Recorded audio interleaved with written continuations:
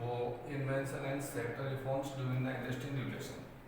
Industrial revolution के timing के अंदर कौन कौन से सेक्टर्स हैं, उनमें क्या क्या चेंजेस हुए, क्या क्या बदलाव हमें देखने को मिले इंडस्ट्रियल रिवोल्यूशन की वजह से, वो हम आज के टॉपिक के अंदर पढ़ेंगे।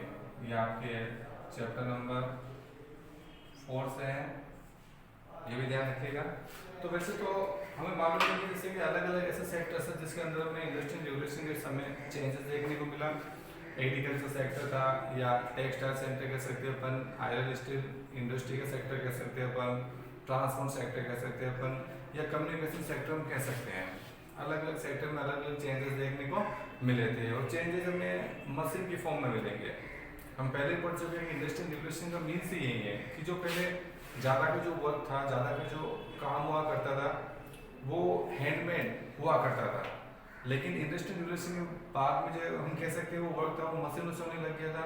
तो इसमें भी आप ये समझ आओगे कि जो चेंजेस की अगर बात आ रही है, कि अगर आपसे पूछ दिया जाए कि जैसे एग्रीकल्चर सेक्टर में क्या क्या चेंज हुए थे, तो चेंजेस का जैसे नेम आता है तो आप समझ सकते हो कि वहाँ पर जो पहले वर्क हाथों से हुआ करता था, मैनुअली हैंडमेड हुआ करता था, अब वहाँ पर मशीनों के थ्रू होने लग गया था।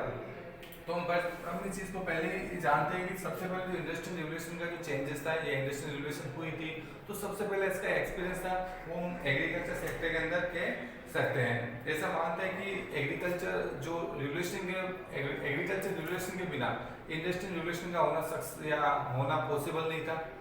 कि हमें मालूम है कि जितने भी इंडस्ट्रीज को रन करने के लिए, हमें इंडस्ट्रीज रन करनी तो उसके लिए हमें रॉ मटेरियल चाहिए, रॉ मटेरियल्स की नीड होती है। और जो रॉ मटेरियल्स है वो हमें किससे मिलता है, वो हमें एग्रीकल्चर सेक्टर से ही मिलता है। इस चीज़ का भी आपको थोड़ा ध्यान रखना है। और बताता है कि 17वीं सेंचुरी से पहले, 17वीं सेंचुरी के पहले 17वीं सेंचुरी के आसपास हम बताते हैं कि ज़्यादा का जो भी वर्क हुआ करता था, ज़्यादा का जो भी प्रोडक्टिविटी हुआ करती थी, तो वो हैंडमेड हुआ करती थी। यानी हमारे पास जो ट्रेडिशनल वे था, जिस वे का यूज हम शुरुआत से करते आए हैं, उसी वे के अंदर हमारे यहाँ पर प्रोडक्शन हुआ करता था। और बताया जाता है कि ऐसा काफ़ी टाइम तक चलता रहा, काफ़ी सेंचुरीज तक ऐसे चलता रहा कि हम जो मैनुअली जो हमारा पुराना जो मेथड था, ट्रेडिशनल मेथड था, उसका हम लगातार यूज कर रहे थे। बाद में बताया जा रहा है कि कुछ नई नई टेक्निक का इन्वेंशन नहीं किया गया। इस इन्वेंशन इसलिए नहीं किया गया क्योंकि जैसे कि जो पहले पॉपुलेशन थी वो अलग अलग एरियाज में डिवाइडेड थी, या जितना हमारे को नीड है उस नीड के अकॉर्डिंग प्रोडक्शन लगातार हो रहा था।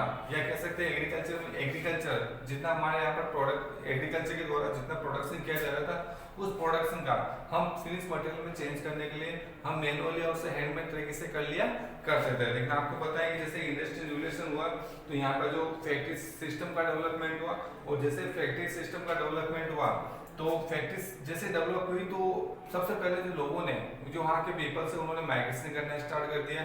उन्होंने जो अपने ट्रेडिशनल जो अपने ऑक्यूपेशन थे उनको छोड़कर नए ऑक्यूपेशन में आना उन्होंने स्टार्ट कर दिया था। और इसके आने की वजह से एक अर्बनाइजेशन का प्रोसेस हुआ। पर्टिकुलर कह सकते हो आपके एक सिटी थी, जैसे सिटीज का डेवलपमेंट हुआ कि जैसे पहले जो जैसे कि हमारे पास पहले अलग अलग एरिया में लोग रहते थे यहाँ पर, ठीक है ना। तो जैसे यहाँ पर अपने फैक्ट्रीज को डेवलपमेंट किया तो यहाँ से भी अलग अलग सभी एरिया से यहाँ पर एक ही जगह लोगों ने आकर रहना स्टार्ट कर दिया। तो एक ही माइग्रेशन का प्रोसेस है। अब इस प्रोसेस से क्या हुआ, अर्बनाइजेशन का प्रोसेस हुआ। वो अर्बनाइजेशन में मालूम है कि जैसे फूड ग्रेन्स की जो नीड थी वो भी क्या इंक्रीज हुई।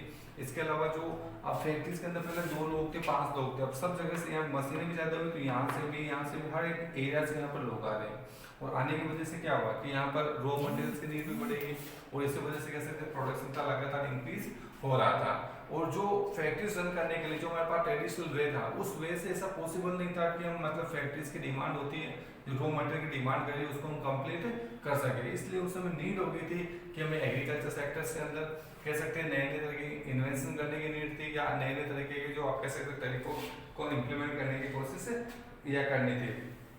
तो हम बताया जा रहा है कि इसके लिए हमारे यहाँ पर अलग अलग तरह के जो कह सकते हैं कि ये जो इन्वेंशंस किए गए, इसमें बता रखा है यहाँ पर। सबसे पहले हम पढ़ेंगे आज एग्रीकल्चर सेक्टर कि एग्रीकल्चर सेक्टर है उसमें क्या क्या चेंजेस हुए थे। ये एग्रीकल्चर सेक्टर है, इसमें ऑलमोस्ट सारे जो इन्वेंशंस आ जाएंगे, फिर भी कुछ एक रखे हैं मैंने पीछे, तो आप इनमें से अगर 3-4 अगर हर एक में से पहले क्या इसमें इस टॉपिक करने से पहले हमें बताना पड़ेगा कि सबसे पहले क्या कंडीशंस थी, या ऐसी क्या कंडीशन हुई जिसकी वजह से हमें ऐसे इन्वेंशन करने की नीड हुई। तो सबसे पहले इस हेडिंग को लिखना पड़ेगा फिर यहाँ पर एक कॉमन चीज़ें लिखनी पड़ेगी कि जो डिमांड लगातार इंक्रीज हो रही थी, चाहे वो डिमांड मशीनों की डिमांड हो रही हो, चाहे एग्रीकल्चर में ग्रेन्स की नीड हो रही है, रॉ मटेरियल्स की नीड हो रही है, उस डिमांड को जो हमारे ट्रेडिशनल जो मेथड थे वो उसको फुलफिल नहीं कर पा रहे थे। इसलिए हमें ऐसी नीड हो गई थी कि हमें एक नई नई मशीनें या नए नए जो वेज थे उनकी नीड हो गई थी कि भाई हमें कोई ना कुछ ऐसा इन्वेंशन करना पड़ेगा, हमें कोई ऐसा नया मेथड था उसको इम्प्लीमेंट में लाना ही होगा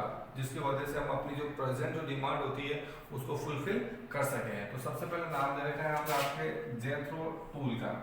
जेथरो टूल यहाँ पर एक बताया जा रखा है, एक लैंड रोड है यार्ड साइड पे, ठीक है ना। तो इन्होंने एक सीड ड्रिल जो नाम की एक मशीन है उसका इन्वेंशन किया। वो सीड ड्रिल का इन्वेंशन होने के बाद में सीड को एक ऑर्गेनाइज तरीके से या एक सिस्टमेटिक तरीके से मतलब सीड को शो करने का यहाँ से एक तरीका हमें मिल गया था। इससे पहले सीड जो आपके ड्रिल का इन्वेंशन है उससे पहले सीड को जो में शो करना पड़ता था, उसको बोना पड़ता था, तो उसके लिए हमारे पास वो मैनुअल तरीका था। लेकिन इस मशीन के आने के बाद में उसको एक सिस्टमेटिक तरीके से, एक ऑर्गेनाइज तरीके से, एक इजी वे से हम सीड को शो कर सकते थे। इसके बाद दे रखा है आपके टाउनसेंड जो एक ब्रिटिश लैंडलॉर्ड है, इन्होंने भी एक प्रिंसिपल दिया था, एक कॉन्सेप्ट दिया जिसका नाम दे रखा है क्रॉप साइकिल। इन्होंने एक जो जितने भी फार्मर्स हैं उनको एक कॉन्सेप्ट दिया वो क्रॉप साइकिल का। इसके अंदर बताया गया कि हम एक ही टाइमिंग के अंदर एक ही साथ में हम अलग अलग तरह के क्रॉप्स को एक साथ में ग्रो कर सकते हैं, प्लांटेड कर सकते हैं। जैसे कि अगर आपके पास वीट भी आपने ग्रो कर रखा है, इसके अलावा जैसे कि सपोज करो आप अगर रबी की क्रॉप्स को ग्रो कर रहे हो, ठीक है ना, तो उसमें एक फील्ड के अंदर लार्ज जगह पे एक ही क्रॉप्स को उन्होंने ली जाती है, उनका भी आधी क्रॉप से होनी चाहिए, थोड़ा वो भी होना चाहिए, थोड़ा ये भी होना चाहिए, थोड़ा ये भी। इससे क्या होगा कि जो सोइल की फर्टिलिटी है वो लगातार मेंटेन होती रहेगी। सोइल की फर्टिलिटी के लिए हमें काफी टाइम उस फील्ड को हमें छोड़ना नहीं पड़ेगा, इससे फर्टिलिटी मेंटेन हो रही है हमारे पास में, और अलग अलग तरह के जो हमारे पास में कह सकते हो जो ग्रेन्स है वो भी हमें अवेलेबल हो रहे हैं। इस तरह का कॉन्सेप्ट है वो टाउनसेंड ब्रिटिश लैंडलॉर्ड ने दिया था। इसके बाद हम पढ़ेंगे रॉबर्ट बेल। इन्होंने भी इस तरह के कॉन्सेप्ट दिया। इन्होंने एक प्रॉफिटेबल एक जो जॉब से जो एग्रीकल्चर की एक अलाइड एक्टिविटीज कह सकते हो आप, एग्रीकल्चर के साथ साथ आप एनिमल हस्बेंड्री भी कर सकते हो, ये एक प्रॉफिटेबल जॉब्स या एक ऑक्यूपेशन इन्होंने बताया।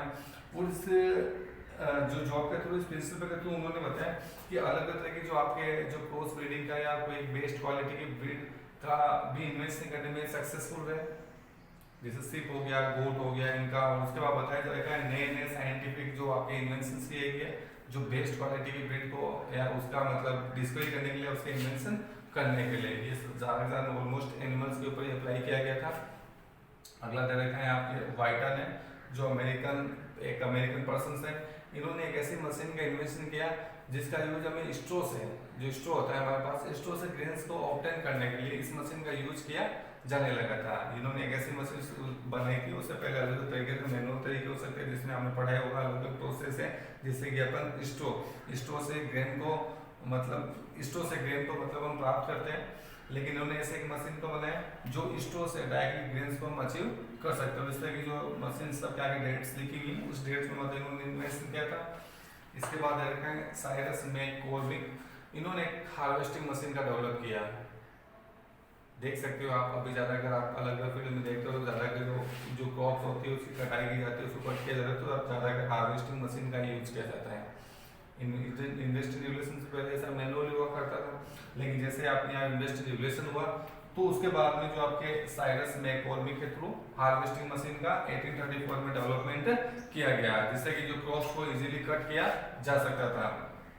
तो ये सारे जो इन्वेंशन दे रखे हैं जो मैंने बताया आपको एग्रीकल्चर सेक्टर में, इससे क्या हुआ जो एग्रीकल्चर में जो कह सकते हैं एक रिवोल्यूशन देखने को मिली, यानी जैसे कि लेबर हमें कम यूज करना पड़ा और उसके साथ साथ हमारे पास प्रॉफिट था हमारे बहुत ज़्यादा था। इसके बाद जो अगला टॉपिक लेते हैं वो लेते हैं कॉटन टेक्सटाइल सेक्टर।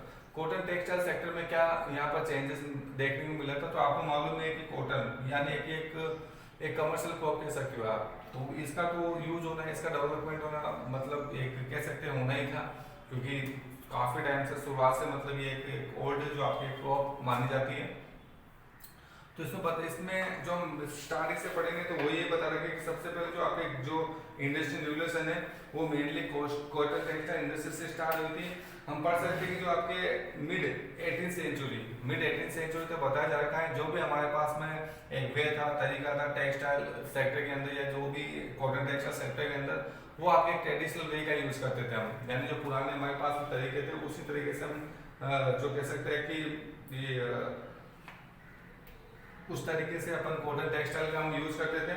और बताया जा रहा है शुरुआत के अंदर ये चीज है कि शुरुआत के अंदर स्टार्टिंग में इंग्लैंड है, ब्रिटेन है, वो इंडिया जैसी कंट्री से, यानी इंडिया से यहाँ पर एक जो कॉटन क्लॉथ है उसका यहाँ पर एक्सपोर्ट करता था, यानी वहाँ से सॉरी बाय मिस्टेक खरीदता था। जैसे कि आपके यहाँ पर ये इंडिया है, ये इंग्लैंड, तो यहाँ से वो कपड़े यानी कॉटन की क्लॉथ खरीदता था। आपको मालूम है शुरुआत में इंडिया की जो टेक्सटाइल इंडस्ट्रीज है वो वर्ल्ड लेवल पर फेमस थी। काफ़ी ऐसे क्लॉथ है जिसको परचेस करने के लिए वर्ल्ड से अलग अलग तरह के ट्रेडर्स थे वो इंडिया के अंदर आते थे। लेकिन बताया जा रहा है जब कोलोनाइजेशन हो गया या कॉलोनिया, बताया जा रहा है इंडिया के अंदर कॉलोनियल इंडिया इंग्लैंड, जब इंडिया के अंदर कॉलोनी स्टेब्लिश होगी तो उसके बाद में इंग्लैंड से यानी यहाँ से इंडिया से जो इंग्लैंड था वो कॉटन क्लॉथ के साथ साथ में जो कॉटन है, कॉटन रॉ मटेरियल, उसको भी मतलब यहाँ से इंपोर्ट करने लग गया था।